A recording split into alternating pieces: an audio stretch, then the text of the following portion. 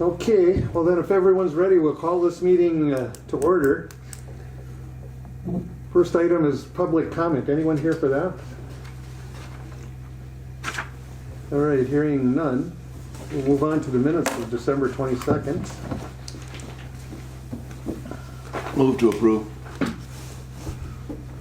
We have a I'll second that. motion by Walt, second by Harley to approve as presented. Any comments or questions on these?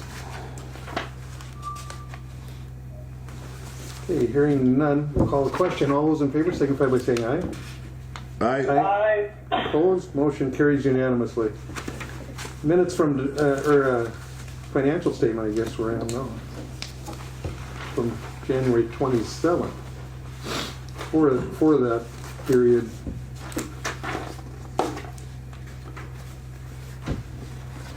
Move to approve. Okay, we've got a motion by Walt. I have one additional bill to add to the regular bills that Thor just gave me this morning, and it's for brake sales and rental in the amount of $1,845. Okay. All right, with that addition, I would second with that addition. all right, we've got a motion by the mayor. Second. There's no one else. No. And we got a second by Walt. Any discussion on that? Hearing none, we'll call the question. All those in favor signify by saying aye. Aye. Aye. Aye. Opposed, motion carries unanimously. And on to the engineer's report. We just came out of the cold. Welcome. Good morning. We're working on getting Steve and Bob and Jackie and Brian online here. They should be here in a second. Did you fly up this morning? Yesterday. Oh, yesterday. Okay. Yeah, we tried to kind of beat the strong winds and Yeah. kind of right in the middle of them. Do you So. want to add that new item that he put on there? Yeah, I did. Yeah. I put it under new business. Oh, okay. I was gonna say we did that in between here for waiting. But we're getting one more member here. Yeah, I think they're. All right. Here we Oh, go. now we were getting a. Morning, everyone. Well, we got more than a quorum. Good morning. How you doing? Good. Good. Doing there. Thawing out. So we don't have, on the construction side, we don't have much. I think maybe, Bob, I think Steve is calling in. So I think we'll give him just a few minutes. We'll cover the airside stuff first and then switch over to the terminal if that works for you. That'd be fine. On the construction side, we don't have all that much, just a few updates, and then Casey and their team will cover the master plan items. Running through the runway and taxiway reconstruction projects, we do have some notes in the packet on the memo. For taxiway alpha, which is phase 2, the contractor requested a reduction in retainage. So there's a pay application 13 that I think is considered as part of your bills, so I think you don't need to ask about that. But that's just a reduction in retainage. They still have, I think, over $60,000 in retainage for them to manage the remaining items on the contract. So that's Ullin Brothers. They've been very responsive, so we don't have any concern with that. So I think as part of your business and action items, financials, you'll approve that or consider that pay application. Phase 3, the center section, no updates there from last month. Everything's open, available, both on the pavement side as well as the instrument approaches. And we do have some punch list items that we're going to address in May as we kind of go through the winter months here. And then phase 4 is a projected project for design of this year. And then it would ultimately be bid in 23 and constructed in 24. So it's still a ways out, but the FAA is working through some of the justification that's required for that.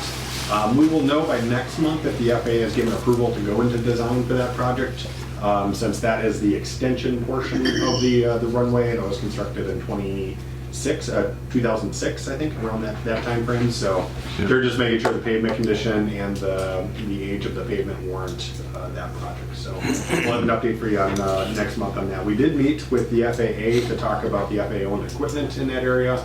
And that was a beneficial discussion, I think, just to get everybody on the same page and plan for the upcoming project. When's the last time 422 was redone or repaved. It was after the Nader Knives. 06 was 3-1, and I don't remember 08 maybe. Yeah, Maybe. yeah, it might even be older than that. I know the big thing with Maybe I 422 have the sequence wrong. the 422, the pavement panels are good, but the joints that, kind of separated are kind of a maintenance issue. So the FAA has approved rehabilitation, which is basically just replacing the pavement on that to get rid of those joints and make the pavement more suitable. So that project is in design right now, and I think right now that's going to be bid next year with construction probably in 23 or 24. So still a ways out on that one too, but the FAA likes to kind of build in those timelines for their reviews and funding purposes. It's in the loop. Which one is that? Good. Which So phase? that Where's kind of at? concludes all the pavement work. 224. Oh. So mostly just kind of design updates. Any questions on the runway taxiway side?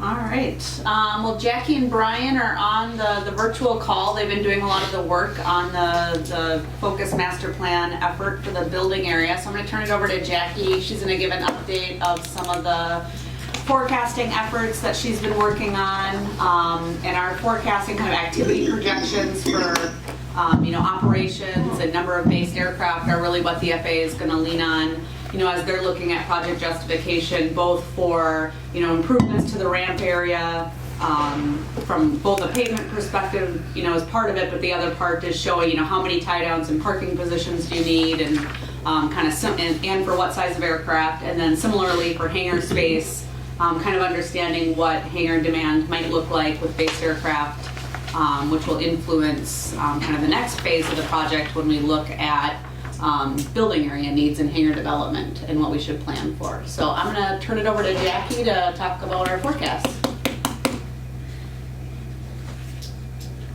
Ooh, we can't hear you, Jackie. We can't hear you, Jack. Yell. Oh, man. Now I can hear you. Yeah. Great. All right, so I'm just trying to share my screen now. Bear with me. All right. Can everybody see my screen? Yep, Yes. loud and clear.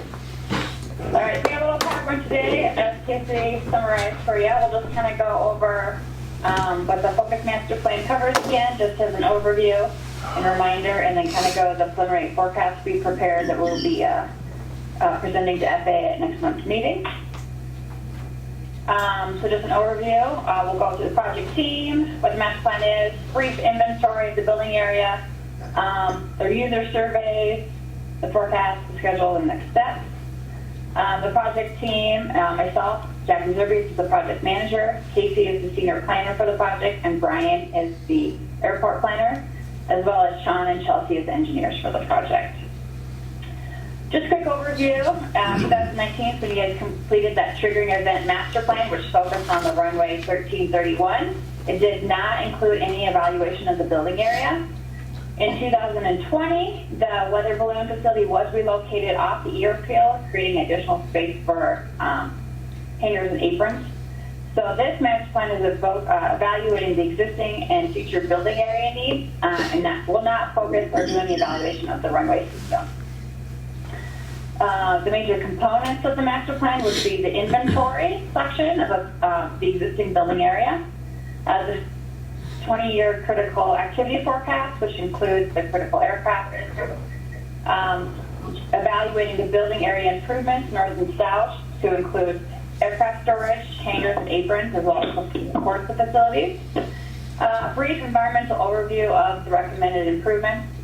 There'll be some public outreach and user surveys, and the last components are the capital improvement plan, 20 years, and then the update to airport layout plan depending on the determination of the future building area improvement. Here's just kind of a graphical depiction of that. So first we'll do inventory of everything, forecast, determine facility requirements. Second component is the solutions. So the alternatives and scenarios considered to accommodate those recommendations, and then implementation. I'm sorry. I think Bob needs to be on mute. Yeah. Bob needs to be on mute. Bob's talking to his kids. right, just checking. Who's in charge, Bob? Who's in charge, Bob? If it's not cheap, it's good. Yeah. Yes, it is. They're similar, yeah. And the last is just implementation, which is that financial and project planning, final and spring document, and the airport layout plan with stakeholder engagement throughout. So this is just a brief little summary or picture of what we got out there right now, with the private box hangers on the north, all the sports facilities in the terminal, as well as the aprons on the south, and then the existing field system. We did mail out user surveys in November with a due date, I believe, early December. We only got 4 partial responses, and they weren't, they're pretty, only like 3 questions for a few, so we didn't get too much response to the survey, but we do document that we made the effort.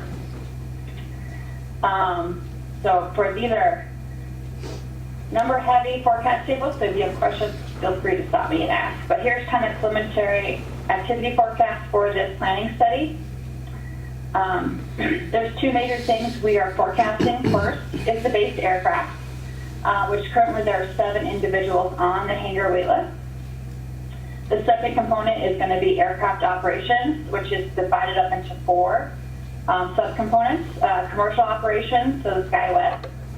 We'll use the 2019 triggering event master plan for that forecast.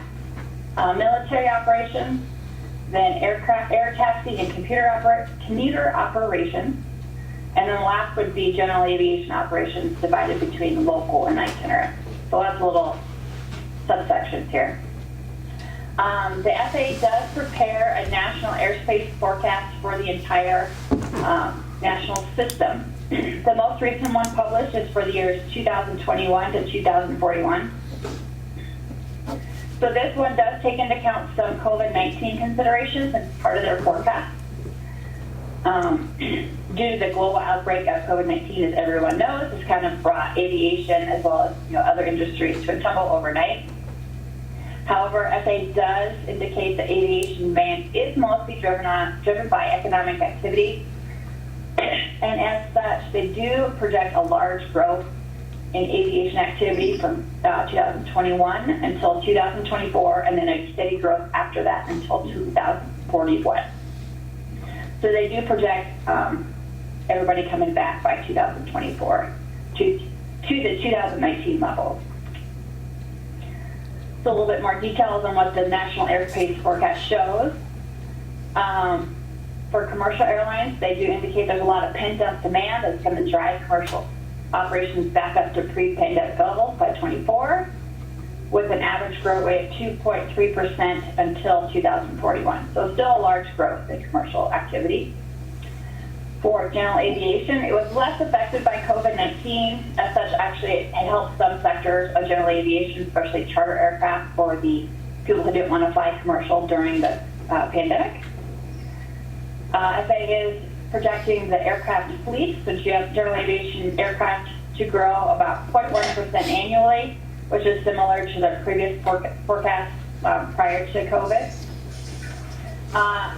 For general aviation activity, it's measured in hours flown. They're showing an average of 1% annually growth.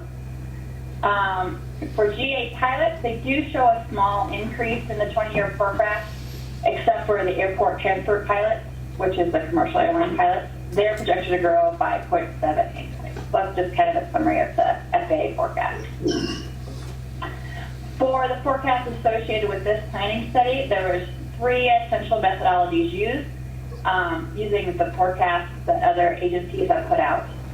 The first one is the regression analysis with Whipple Economics. They are the number 1 demographic and economic forecast data used across the country. For Cuchican County, you can see what they're projecting for growth over the 20 years, with the population to have a slight decrease, but income to have a much larger increase in the 20 years. The 2012 SAS shows base aircraft to increase by 0.33% and operations by 0.85%. It is important to note these forecast projections are 10 years old. They don't accommodate everything for the SAS. MDOT is currently completing an updated SAS. I'm not exactly sure when we'll have their forecast out, but probably within the next year or so. But Just something to note. And then we also use the FAA Aerospace forecast and how they project growth, which we kind of discussed some earlier, but they are for general aviation-based aircraft, they're projecting it to grow by the 0.07. For air taxi and commuter operations in the system, they're projecting that to grow by 0.75. Itinerant to transient general aviation ops are projected to grow just under 0.9%, and local GA ops by 0.6% in the 20-year period. So we're going to use all those growth rates and apply them to each component. So with that in mind, here is the base aircraft forecast scenarios. So they range from a total growth in 2024 to 30 aircraft to up to 48 aircraft with that largest growth rate from the SAT. It is important to note that the growth rates at the bottom of the chart don't reflect the added aircraft in 2026 and 2031 to accommodate for aircraft on the waiting list. These forecasts assume that that demand will be met within the time frame for aircraft storage. For this scenario, we're projecting the earnings forecast since base aircraft is very much linked to earnings and being able to afford that, and the 20-year forecast with a 0.6% growth rate.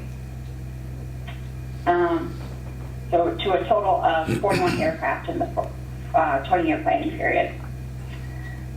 This is broken out by aircraft type, so single, long station, turboprop, jet, and other.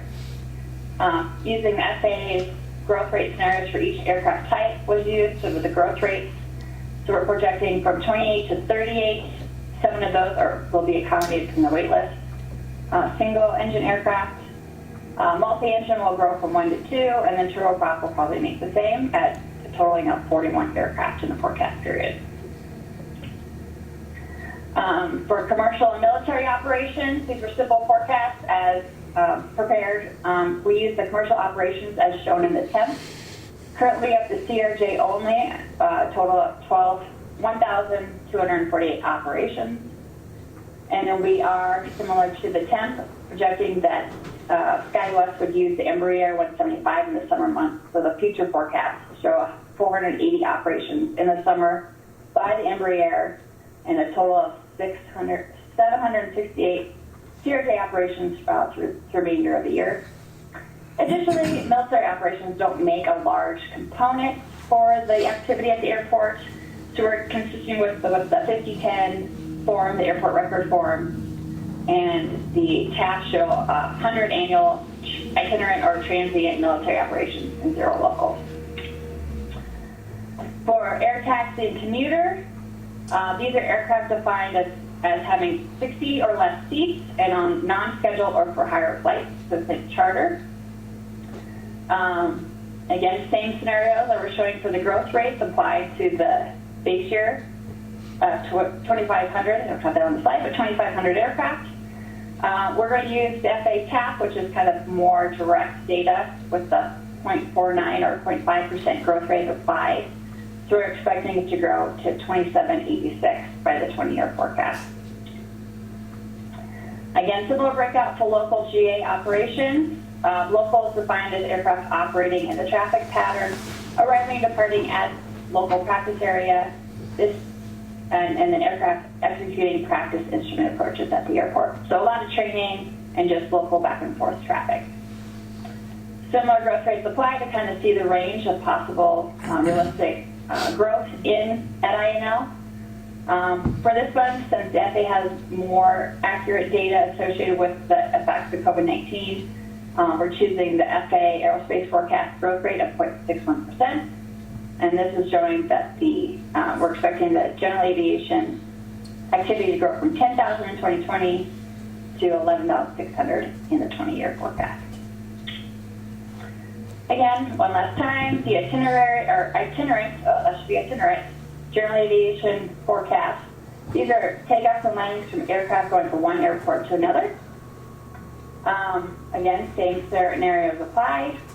Again, we wanted to use the FAA Aerospace number since that's more reflective of the activity associated with COVID-19 and more reflective of the system, showing a total of 24,965 operations in the 20-year forecast. So here's just a big summary of all the numbers we just walked through. So we're expecting the aircraft activity to go from 35,000 operations to 40% for an average compound annual growth rate between all of them at 0.7%. One of the last components of the forecast chapter is determining the critical aircraft. I'm sure everybody's familiar with this, but it's determined by the Runway Design Code, RDC. The letter equals the speed, so the A's are the slowest, and E's, which are shown on this graph, are the fastest, so an F-16 is an E. And the Roman numeral is the size, so numeral 1 is the smallest, and Roman numeral 5 and 6 are the largest, and that's based on the aircraft height and length of the wingspan. We did, as part of this master plan, examine the IFR flight plans that were filed, and this table shows it's divided out by the Runway Design Code for those aircraft types. We wanted to make sure we got lots of historical data, especially with the effects of COVID-19 in 2020 and 21. We kind of just wanted to see how that break out. Hey, Jack. Aircraft. Jackie, Yeah. it's Thor. Could you please, sometime today, send me that to my email? I can definitely do that. Thank you. So you can show that the largest group of aircraft that operate are the smaller A1, so think 172. And then the C2 is a large grouping because that's what the CRJ is the C2 aircraft. And you can see other variations in between. Oops. I also wanted to look at the historic based on the TDG, so this is taxiway design group. So this is how you're going to design your taxiway widths and safety areas and things of that nature. So RDC doesn't necessarily equal the runway design code of the aircraft, which is the approach speed and wingspan. It isn't 100% correlation to the taxiway design group, which is based on the wheel gill configurations. Some have wider and longer wing gear, and some are a little tighter together. So this is just kind of look at the kind of activity. So obviously the larger grouping is going to be the A1, B1. So these are like the 172s up to the Pilatus and King Air type aircraft. And then you can see kind of some bigger ones intermixed in there. I just want to pull out some of the most common aircraft that's filed in and out of International Falls in this 10 years we looked at here. Obviously, we knew the CRJ was going to be large, and you can see the Queen Air, Bemidji aircraft, lots of King Airs, other citations, etc. So, based on that information and the forecast we prepared, we broke out the forecast for critical aircraft by the runway design code, which is shown on this table here. The critical aircraft I forgot to mention is defined by the largest, fastest aircraft that operates at least 500 times a year. So you can kind of see that here, but the existing critical aircraft being C2, as the aircraft below it aren't quite as active, but we're expecting a jump to C3, which is the addition of the projected Embraer 175. And then again, we broke it out between the taxiway design group, so the wheel gear configuration of the aircraft using the airport. Again, it's going to be the group 2 taxiway design group, and then we're jumping to the group 3, which is that forecasted Embraer use of the airport. So I know it's a lot of numbers. If you have a question, let me know. As we have previously discussed and was also determined as part of the TEMP, the existing critical aircraft is the CRJ-200 and the future is the Embraer 175. The next steps is in Chapter 4. We will determine the hangar and apron aircraft storage demand for each of these types of aircraft to make sure they're appropriately accommodated amount-wise and size-wise on the airport. And then Chapter 5 will evaluate alternatives to evaluate meeting that recommended demand. So I'm going to take a pause there because I know that was a lot. Is there any follow-up questions? All right. So here's the schedule. It's been updated slightly since we met last, but we're still, for the most part, on schedule. So you can see in January, we're having our second Airport Commission meeting on January 22nd, finishing up the forecast. The next steps, we'll look at the facility recommendation and alternatives. Our next meeting, or first meeting actually with FA MnDOT to review the inventory and the forecast is February 22nd. That will be a virtual meeting. After which we'll have another meeting subsequent to review the alternatives. And again, environmental, the capital improvement plan. Projecting to have this project mostly wrapped up by August. So again, next steps is the FA MnDOT virtual meeting, approval of the forecast, facility recommendations, and building alternatives. So. All right, any questions? Follow-up questions? Jackie mentioned that, one of the next steps is really refining, the facility needs and alternatives for the building area. And we've kind of been working ahead on a lot of that specifically for the fuel system. So we'll be meeting with Thor later today to kind of get his feedback on some of the preliminary alternatives that Jackie and Brian have put together. And then they'll plan on giving more of a presentation on those kind of fuel farm layout and locations at next month's commission meeting. Is SkyWest the one that's indicated they're going to go with that Embraer 175? That was a forecast that was developed when we did the triggering event master plan. I don't think it's necessarily that SkyWest said, yes, and I know this is a change we're going to make. It's more based on industry trends and kind of where they think markets like INL probably will go from an aircraft standpoint as the 200 is phased out, or, just their general use of the 50-seat aircraft. And what they might replace it with. So Okay. Kind of more industry projections at this point. And Jackie mentioned, that your taxiway design group kind of changes to become a 3 instead of a 2, because the CRJ 200 is in the group 2, but the Embraer 145 is a group 3. And we were lucky too that industry change helped the FAA support the wider taxiway, which helps support your temporary runway. So that shift away from the 50-seat aircraft kind of helps support that wider taxiway, planning for it in the future. Since it's a 20-year infrastructure, we want to make sure that it's going to serve the aircraft that might come down the road.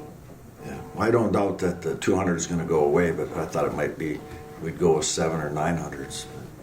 Yeah, and that could be another option that they would consider as well. And I think that's a step they're going to take. My guess is I think they're going to do a 900 step and then get into the Well, end. they've talked about it for the Yeah. last 5 years, Right. but I got information that shows that could happen sooner than later. Okay. Well, that'd be exciting. Understand. Well, if there's no other questions on the planning study, I can do a quick funding update. Sean, is there anything on the bonding they mentioned? I don't think so. We're working on a reconciliation of the 2017 bond ask to include the apron expansion, and I think that's a simple credit application, so that's good news. And then, the runway bonding bill that covered phase 3. We're working on, one of the reasons that, to schedule 422 in the phase 4 portion of 1331 is to take advantage of those bond funds. The language in the bond agreement says runway, and with that you're able to use that funds towards all runway improvements. So ideally we're lining up with those projects to cover your local share for those projects before those bond funds expire. So no updates other than just we're kind of tracking that the bond funds usually have about 4 years of life. Just want to make sure to use the money for your projects. And then the infrastructure bill, I think we touched on this a little bit at last month's meeting. But there is, as part of that, there's $25 billion total that went to airports from the infrastructure bill, and there's just under $2.5 billion a year is going to commercial service airports like INL up to the MSPs of the world. And basically what they're doing with that money is distributing it using formulas that's similar to your entitlement calculation. It's not the exact same formula, but for the most part, most airports are getting about the exact same amount, pretty similar to their entitlement allocation. So you get $1 million a year from the FAA and AIP entitlement funding, and then starting in fiscal year 22, for the next 5 years, you're going to get an additional just over 1 million. So it's $1,011,806 per year that you will be getting in bill money from the infrastructure bill. So you'll have about 2 million from the FAA to spend on AIP eligible projects.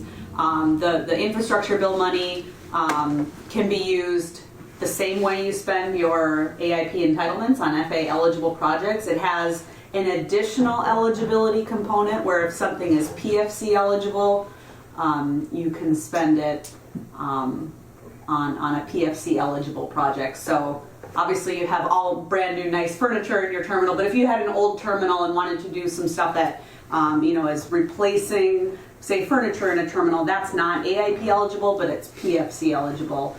So a little bit extra flexibility on the funding, but for the most part, it's the same eligibility considerations. So Sean and I did talk with Tracy Schmidt at the FAA a little bit last week on just kind of some thoughts and ideas on funding, but we'll be working with Kyra and Thor here over the next several months to kind of figure out the best funding strategy to take advantage of that money. The guidance is probably a couple months out, on the specifics of when applications would be due, how they're going to be, dealing with grant applications. But from what we've heard, from Lindsay Butler, the manager at the ADO, was just sharing yesterday, it's not going to be, not going to be a priority rating like there is with your entitlements. Your entitlements have to go to the highest priority project. Right now you're doing a lot of runway work, taxiway work, that all ranks really, really high. But your bill money can go to any eligible project, and you as the airport get to choose where it goes to, so it doesn't necessarily have to go to the highest priority project in the way that they prioritize entitlement projects. So it's good to hear that there's more flexibility, and I think that's what the funding was intended to do, is reach the projects that you can't reach with your AIP entitlements. Any questions on the bill funding? It's just a great opportunity when you consider that we've really finished up the high dollar stuff with the terminal and the runway, and now we're going to get an extra $1 million to do some of the other things that you don't think about. Yep. Federal monies. Yeah, no, it's really great. So more to come on that. The next item on our update is just we were able to find out more information about the economically distressed communities. So if you remember, in previous several years, you've been classified as economically distressed by the FAA, which raises their funding participation to 95% instead of 90%. But for this fiscal year, you were notified, I think right before the holidays, that they have determined for fiscal year 22 that you no longer qualify, unfortunately, as being economically distressed. So your FAA funding participation in fiscal year 22 will be 90% instead of the 95 that you're used to. And 90% is the typical funding that most other airports all typically get. And we did put some notes in there just to help you kind of understand how you had qualified in the past and a little bit of what's changed. So there's a couple different things that you can qualify under, and one is your per capita income being 80% or less of the national average. So the national right now is just over 56,000. Coochiching County is just over 49,000. So that's 86.8% of the national average. In 2018, you qualified under this item because the per capita income was less than 80% of the national average in 2018. And then in 2019, you qualified under kind of the unemployment rate category. So for the most recent 24-month period, at least that the unemployment is at least 1% greater than the national average. So right now the national average is 4.2, or from whatever the FAA took, or the federal government took the snapshot that they use, and the county was 3.9%. And then in 2019, you were more than 1% above the national average. So I think this is something that the FAA evaluates every single year, so it can change every year. So, as conditions change both locally at the county and nationally, it could continue to change back and maybe back and forth over time. So that was what we were able to find out on that. Are there any questions on that piece? Hearing none. All right. And then the only other item we had on here was just a list of the potential CIP projects for this month. Sean mentioned there's ongoing conversations with the FAA on these, so I think we'll have more next month for action items on the CIP, but anything more to add there? Nope, just kind of tracking, some of the things that Thor has mentioned and, finding funding sources. The FAA makes their determination, so it's just, finding out what funding source, because now you have several. You have, your AIP money, you have your bill money, you have the CARES funding. So which funding is best aligned for those? That's more information next month. Good.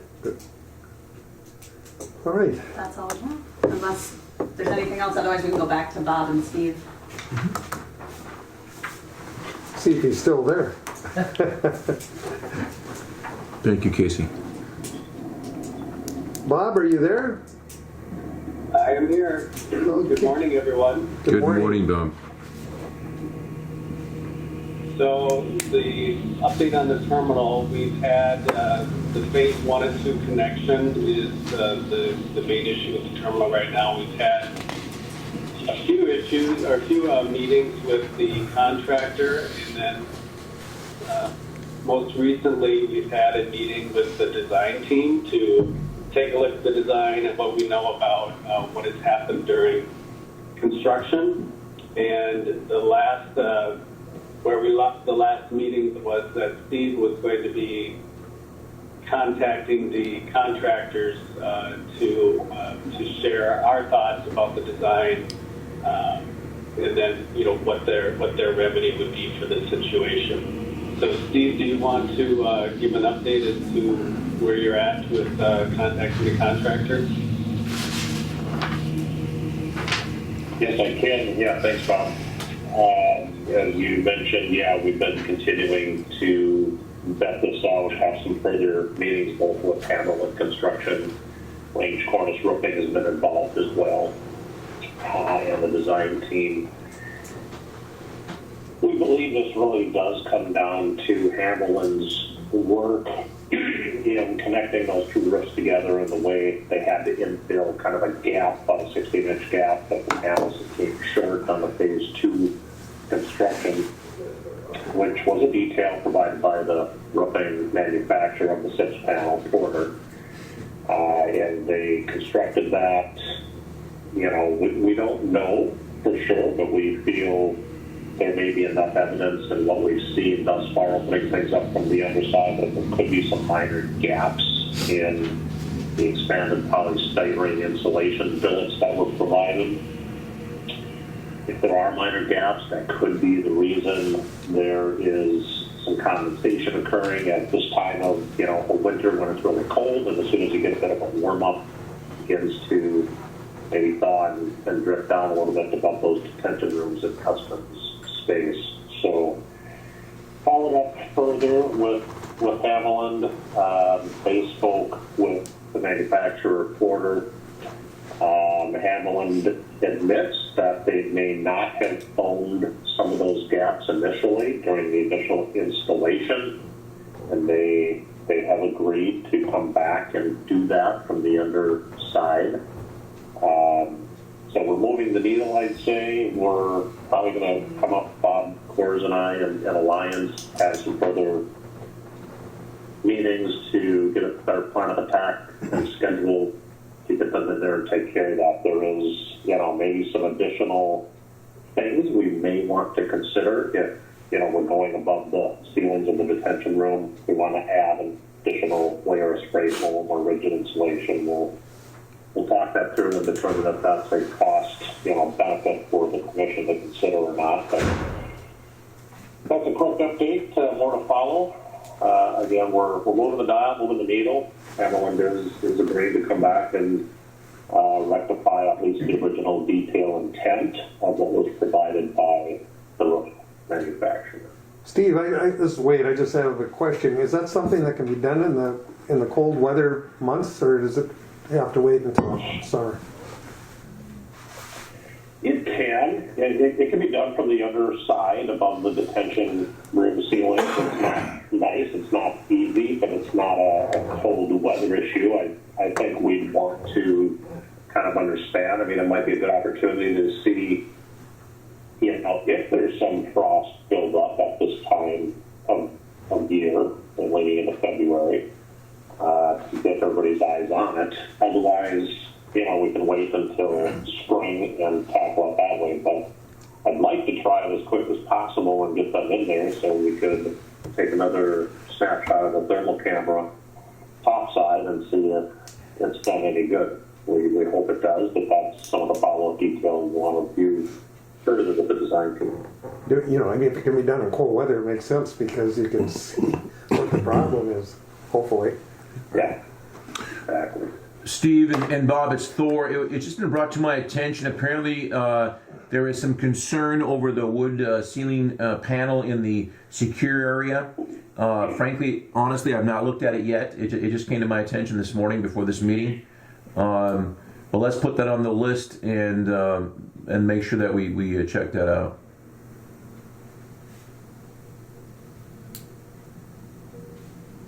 And that's in phase 1 area of the secure gate lounge? That is correct. And what's the issue? Apparently, there's some warping going on, and they're concerned about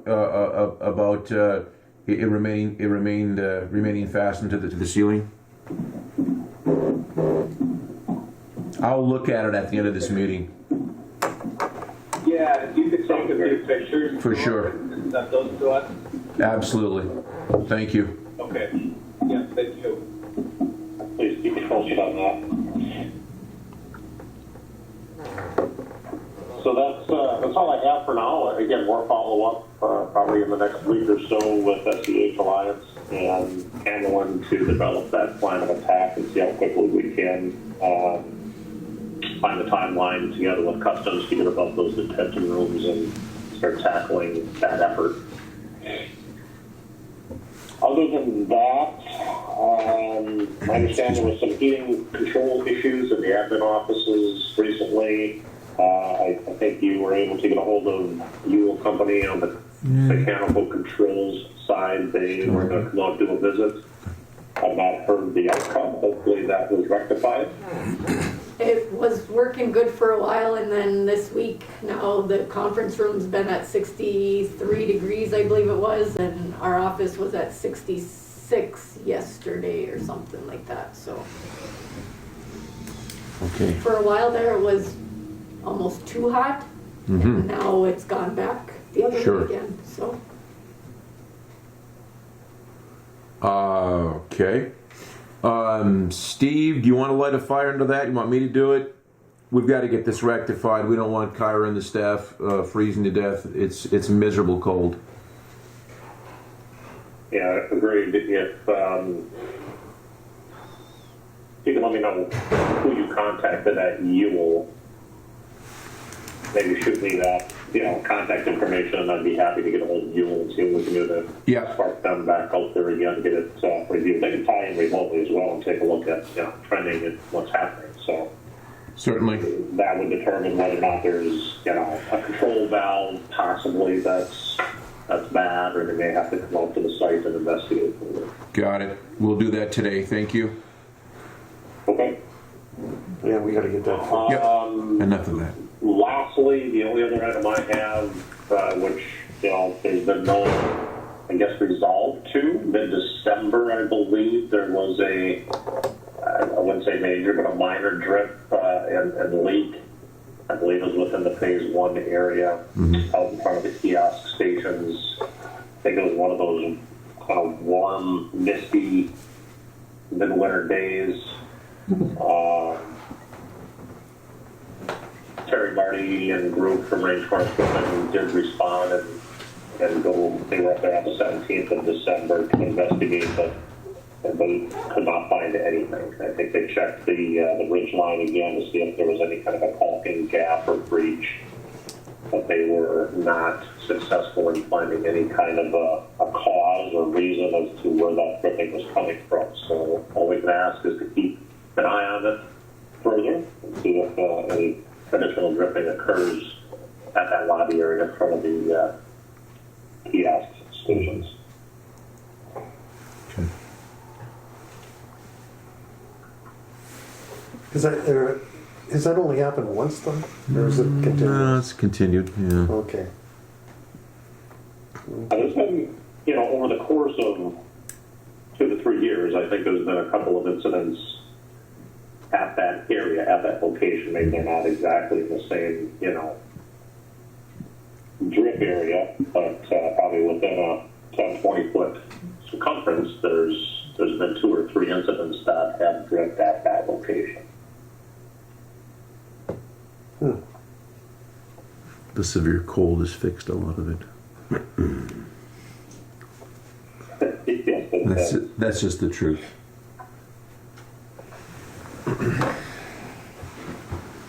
Kind of frustrating. All right. Anything else? Nothing from my side. Yeah, I don't have anything else either. You got to take care of those children. Yeah, just drop them off. You're a good dad. Great. Anything else? Nothing further unless there's questions. Anybody? All right. Thank you. We'll move on then to where are we at? Old business?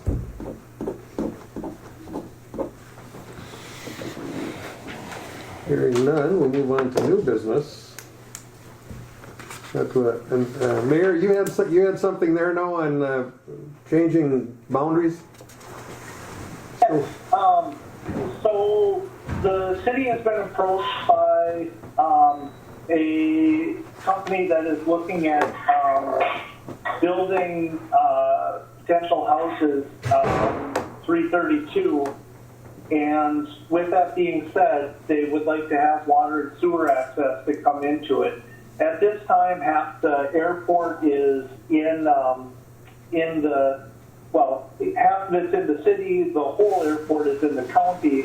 And I guess what we're asking right now is if we would have support from the airport commission to go to both the city and county to get annexed into the city limits of International Falls. I believe there was going to be a conversation between the city administrator and Thor, just kind of having the conversation, and we just want to start that conversation so that we can potentially move forward with annexation of the joint property of the city and county.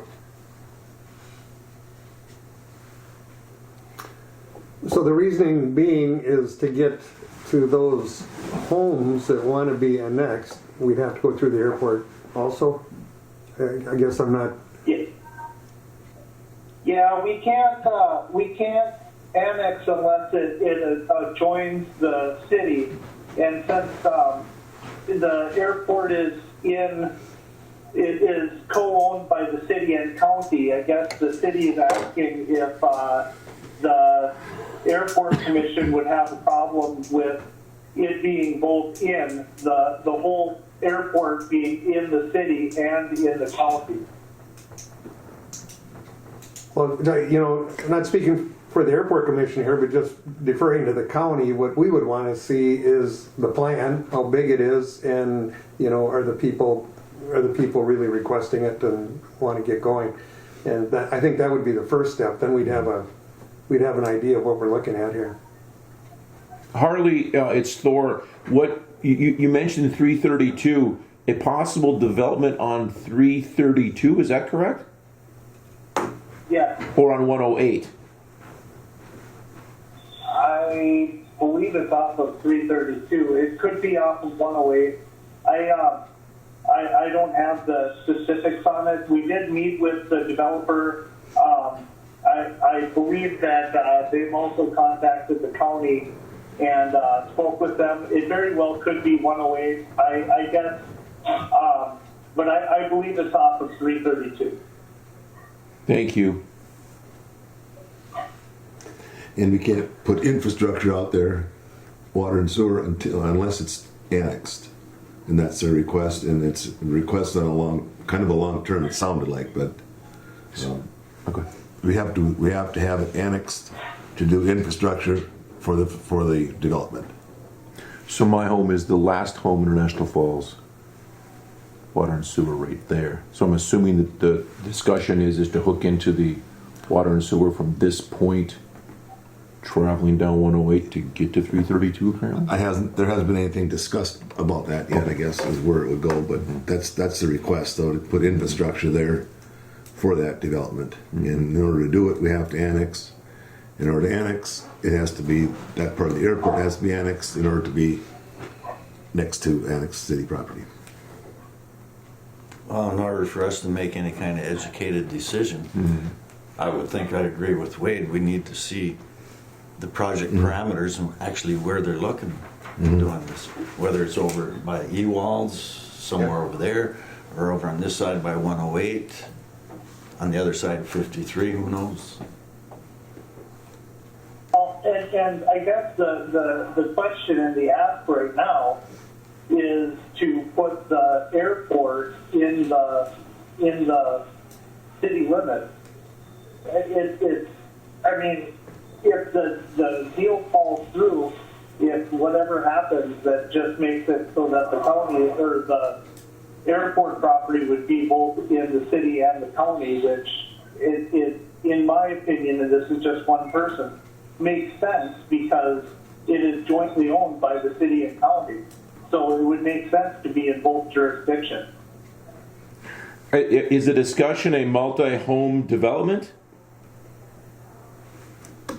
Yes, the future development that they're looking at doing is to do multiple homes on the property. And again, that's going to be a future discussion. But as of right now, the ask is is the airport commission interested in going into the city, annexed into the city? And, you know, we do have a policy as of right now that we extend water to only areas that have, that are in the city limits. This is a unique situation as it has water already ran to the airport, but it's not in the city.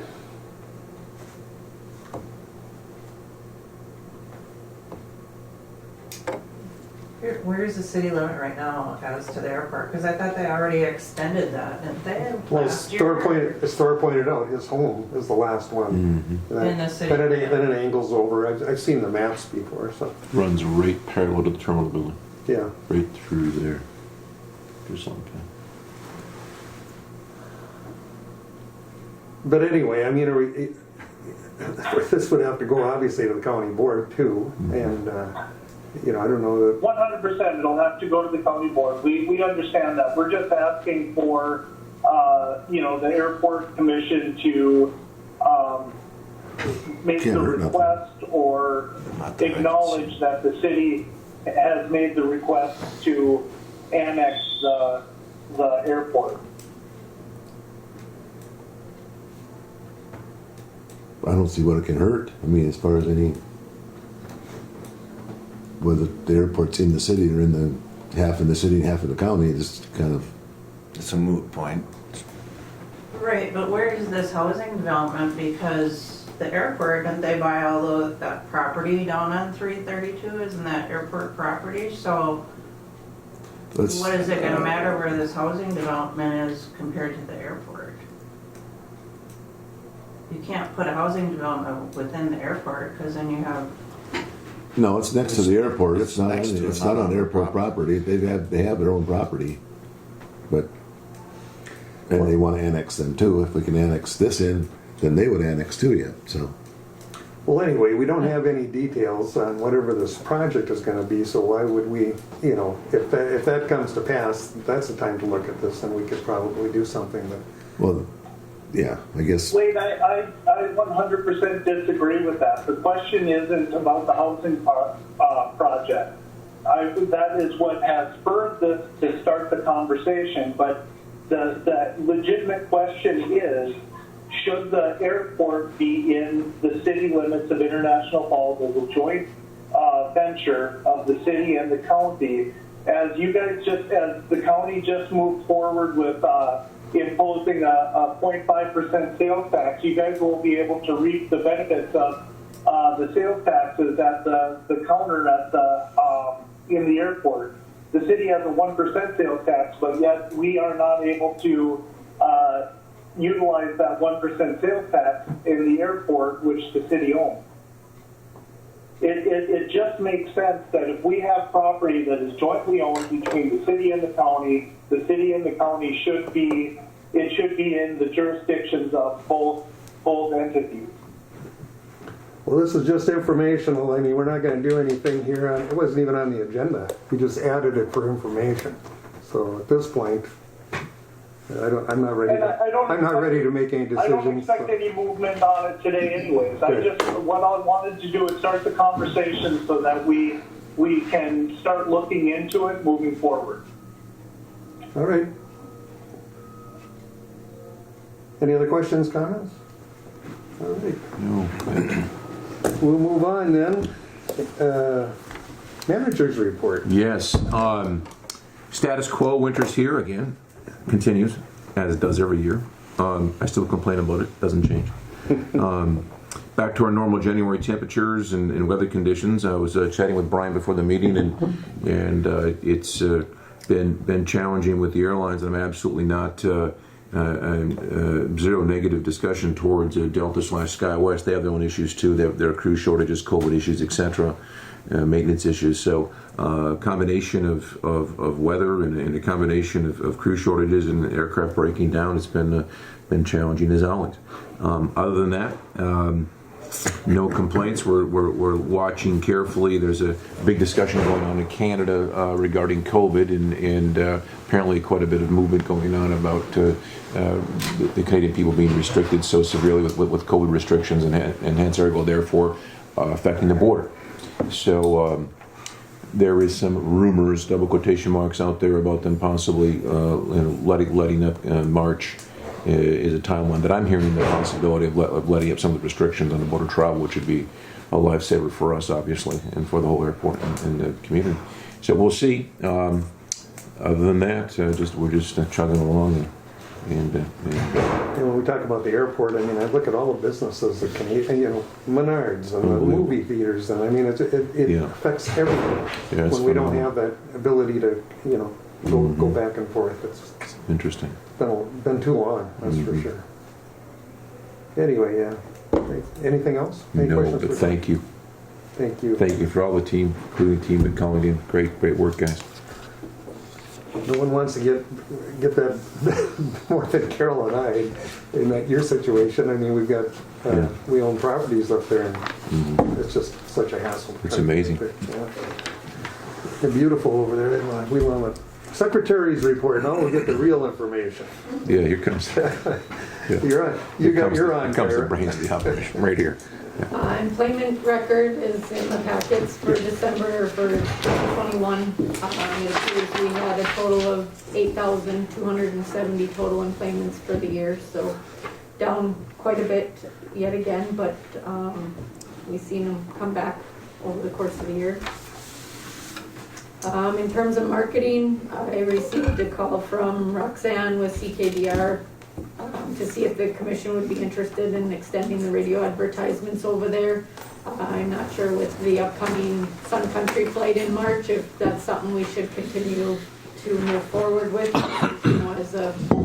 It doesn't hurt to get out in front over there. So for an additional 8 weeks of running that would put us through the end of March. And that would be $1,920 for that advertisement. You're recommending, right? There is money in the budget for that, yes. Okay. Move. We've got a motion. Second. Any discussion on that? We want to keep things rolling here. So, all those in favor signify by saying aye. Aye. Aye. Aye. Opposed? Motion carries unanimously. Thank you. And for KGHS, I spoke with JJ. The airport usually does the promotions, which, for the fishing derby, and that will be in February. And the cost for that is $345. And that, again, all of these, there's plenty of funds in the budget for. So move. Good motion by Walt, Second. second by Brian. And we should highlight that Sun Country March 7th trip. In that Get ad. that filled up. Good. All right, any other questions or discussion? Hearing none, all those in favor signify by saying aye. Aye. Right? Aye. Opposed? Motion carries unanimously. And then one other thing from KGHS is the Bronco Boys section meet on February 24th and 26th. This is a new advertisement that they are doing. They'll be streaming the meet from Grand Rapids on both days, and it would include advertisements and whatnot, and the cost for that one is $265. Move. Okay, we've got a motion Second. and a second to approve as presented. Any questions, comments? Hearing none, we'll call a question. All those in favor signify by saying aye. Aye. Aye. Opposed? Motion carries unanimously. Anything else there? A couple more things. The airport website has been receiving a lot of spam messages coming through the contact piece of it. So I spoke with Sean Barr, and he put a verification on there to help prevent that. And while he was in the back end of the website, he noticed a lot of the plugins were outdated and need to be updated. And so he sent over a proposal of, it'd take him about 2 hours a month to do all those updates, and he would check that on a monthly basis. So it would be $100 per month for his services to continue doing that checking. Okay. Which I think is a good idea to ensure that the website's working properly and everything's up to date and whatnot, so. Critical in this area. Fair enough. So move. Second. A motion and a second. Any questions or discussion? Call a question. All those in favor signify by saying aye. Aye. Aye. Aye. Aye. Opposed? Motion carries unanimously. Thank you. And just a couple of informational pieces. I received a call from Jonathan Estes, who is the airport manager at the City of El Dorado Airport, and he is doing some research on ground leases or ground lease rates, and he called to obtain the rates that we currently have here at INL. He did send me what he has documented as of the day I spoke with him, which was some interesting information, and it's all across the entire United States.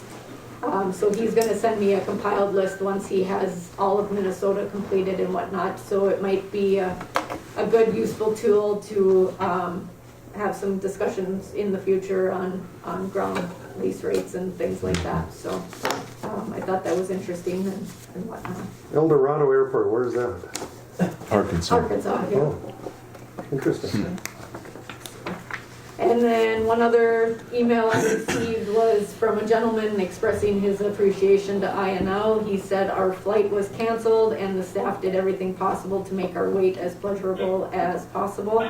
Thank you so much, and we truly appreciate your hospitality. We look forward to next year's ice fishing trip. So, Good Lord, put that in a plaque. right? So I thought that was worth sharing. There's a 1%er. That's a 0.5%. Yeah, that's a. Yeah. Cheryl and I had a phone call too from some Oh, my stranded people. And goodness. But they too got out the next day, and they were happy that. What are you gonna do? We should literally catalog them and put them in hard. You can't believe it. Yes, you know. You can't believe the conversation. Yeah. Well, I can canceled segue from that into Yes. some information that I brought here.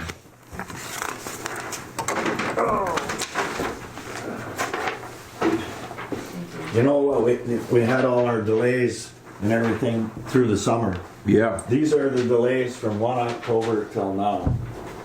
It gives you an idea of what we're dealing with so far as trying to keep people happy, customer service wise, with everything that's happening with the delays and everything. But you know, Kyra's, oh, it's the phone. Just ignored, yeah. Just leave it. Let it ring. Sorry. But anyway, you know, some of this is weather related, but there's a lot of other things going on too. This could be President Biden now. Yeah. It could be, yeah. But now there's a new flight schedule now. How long is that flight schedule gonna be? We don't have a new flight schedule that I know of. There's been cancellations. Right, like today there's only one canceled flights flight. further out only because, you know, we know what runway conditions did to us this summer. And all of a sudden now we got some bad weather like Thor had to deal with back in December. And what we did basically last week, you know, shutting the runway or the airport down. But I can give you examples of when I was trying to come back from Vegas. You're sitting on an airplane, and they're saying, "Well, we got to wait for a pushback because they don't have help. They're short of help. Unbelievable. Trying to get a pushback. Their SkyWest is down 350 pilots. Some of it COVID related. But now we're seeing aircraft issues. We had a plane here a month ago that was here for 10 days waiting to get fixed. We got one sitting out there right now that's been here for a week and it potentially could probably be here for a few more weeks because they may have to pull an engine off it. On Tuesday, they pushed back, went to start up engines. Right engine wouldn't start, so they had to go back into the gate, switch aircraft around. So when we're talking about the Embraer 175, I foresee 200s going away just because of the maintenance on them. You know, we've had a lot of maintenance issues lately. It's better that they have the maintenance when they're on the ground though, and not have the problem up there. Yeah, Very that's good. true. Still, But it just kind of gives you an idea. Yeah, no, this is- that's 6,000 minutes of delay just right there. So, unbelievable. 6,000 minutes. yeah. Right, so you're saying the schedule hasn't changed, so there's still 2 flights scheduled today, but the afternoon flight's already canceled. The afternoon flight is already canceled. And that's And that probably was because projected, of the right? COVID-related issues they're having with getting help. So they look far enough out and saying, well, geez, there's only going to be 2 in, 2 out on that afternoon flight. Why bother? We'll just cancel it. Those 2 people can book to another flight. So for about 2 weeks out, we know of about 4 cancellations already, which is good that they do it that way than having people show up at the airport thinking they're going to get here and then they can't. So. And that's frustrating, I'm sure, for people on their vacations and business. Yeah. But I don't know. But it's good to see, you know, a lot of cold weather testers coming through. Bosch has their bus. Their bus was here yesterday Active. picking people up. Very active. You know, so you know, between Bosch and you know, Land Rover. They're on the ground, huh? Yeah. Good. All right. Kyra, did you have anything else? You take care of yourself. Don't worry about you. And another thing, Jet Bridge, knock on wood, is hanging in there. We had the Sun Country flight come in, 737. We didn't have any issues with water running down or anything like that. You know. Ceiling It makes a lot of ceiling noise when didn't you're fall. swinging it. You know, it This sounds is a like little it's lady falling here. apart. This is good. This is good. We're making progress. Yeah. I'm assuming we have a lot of people, Canadian folks, Yeah. booked on those. Okay. Well, if you go look out in the parking lot with the cars that got a lot of snow on them, Yeah. a lot of them are Ontario. Yeah, that's good. Yeah. They like to get up too. All right. Well, any other business come before this board? If not, motion to adjourn would be in Next order. meeting. We've got- Next meeting. Oh, the next meeting date. Yeah. Thor, when's the next meeting? Look at that guy. I'm so sorry. Getting through this Let's get one. proactive. Okay, this is good. I wrote it down already. That's fine. I will not be available the 16th or the 23rd. How's that? And I thank you for that. And Kyra saved I just had to say. saved my bacon, not once but twice, and she's so kind about it. I'd be angry. The 24th then, February? 24th work. That is It's a Thursday. Thursday, the 24th. Will that work for the SEH people? think we can make it work. So, yeah. Okay. February 24 at 8 a.m. Is when the next meeting is, Walt. Thank you, Thor. Thank you. What's that old saying? Be there or be square, right? 24th today, got it in there. Thank you. Okay, anything else come before this board? Hearing none. Motion to adjourn will be in order. So move. Thank you. Thank you, everyone. Walton, you got a second? Brian seconds it. Yep. All those in favor, signify by saying aye. Aye. Aye. Motion, Thanks for the data, Brian. It's very interesting. those opposed, motion carries unanimously. Thank you, everybody. Take care.